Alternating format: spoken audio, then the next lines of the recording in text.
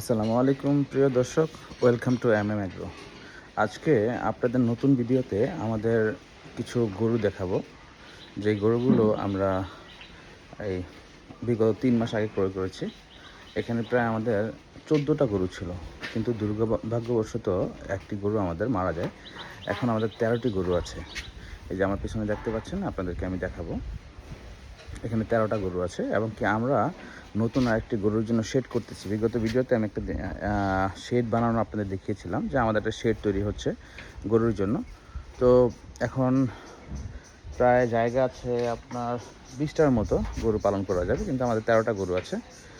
তো আমরা আরও কিছু শেড তৈরি করতেছি গরুর জন্য। যে দেখেন, এটা হচ্ছে আমাদের পুকুর ছিল এক সময়। তো এটা কিছুটা ভরাট করে আর বাকিটা নিচে কলম করে এখন গরুর ঘর করার চেষ্টা করতেছি আর কি, প্রস্তুতি চলছে। এবং আপনাদেরকে আরেকটা ভিডিওতে দেখাবো যে আমাদের একটা ব্রয়লারের খামার ছিল দোতলা।